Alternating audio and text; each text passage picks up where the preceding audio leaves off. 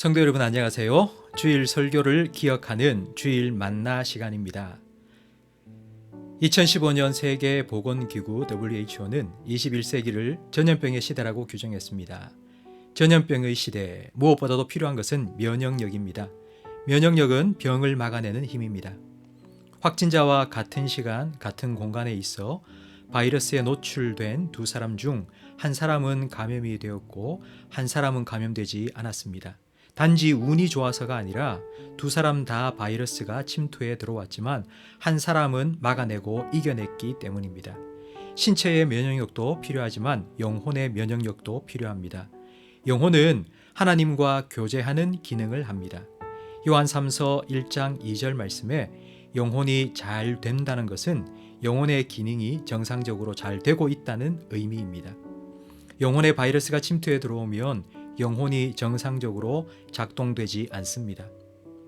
영혼이 정상적으로 기능하지 못할 때 나타나는 이상 증상은 어떤 것일까요? 첫째, 하나님과의 거리감입니다.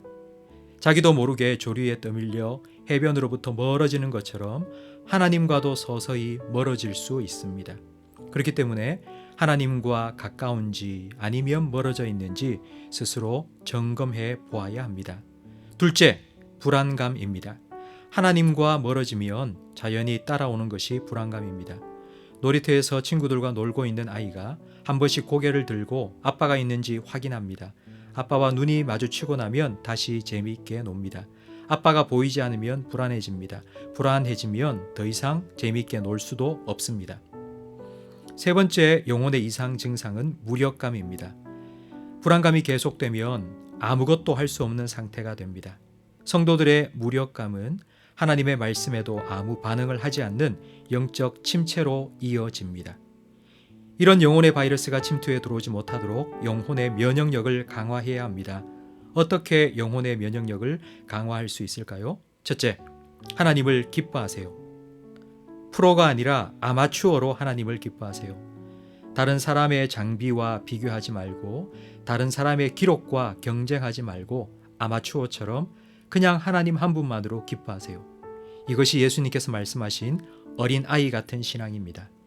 엄마만 있으면 되는 어린아이처럼 하나님과 함께하는 기쁨을 맛보시기를 축복합니다. 그 기쁨을 한 번만 경험하면 그 기쁨이 여러분의 삶을 가득 채워줄 것입니다. 둘째, 하나님께 기도하세요. 놀이터에서 노는 아이가 한 번씩 고개를 들고 아빠와 눈을 마주치는 것처럼 여러분의 시선을 하나님께 맞추세요. 미국의 나바호 인디언들의 성인식은 밤새 아이를 나무에 묶어두고 담력을 확인하는 것입니다. 아들은 표범이나 늑대가 올까 두려움에 떨며 밤을 보내지만 그 아이의 아버지는 활과 창을 들고 건너편 수풀에 숨어 뜬 눈으로 아들을 지켜줍니다. 이렇게 하나님이 우리를 지키고 계심을 확인하면 우리는 평안을 누릴 수 있습니다. 기도는 우리의 문제를 하나님께 던져버리는 것입니다. 하나님께서 우리의 불안을 받으시고 하나님의 평안을 우리에게 주실 것입니다. 셋째, 하나님을 기대하세요. 때로는 내가 어떻게 할 수 없는 큰 문제를 만납니다. 그때 낙심하지 마시고 하나님을 기대하세요. 하나님께서는 불임이었던 사라를 열국의 어머니가 되게 하셨고 불신의 비웃음을 감격스러운 기쁨으로 바꾸어 주셨습니다. 내가 아무것도 할 수 없을 그때가 하나님께서 일하실 때입니다. 홍해와 같은 난관, 여리고성과 같은 문제가 가로막혀 있다 해도 낙심하지 마세요. 인생의 문제는 하나님께서 우리 인생에 들어오시는 문입니다. 하나님께서 문제를 통해 우리 안에 들어와 역사하시면 우리 안에 믿음의 항체가 형성됩니다.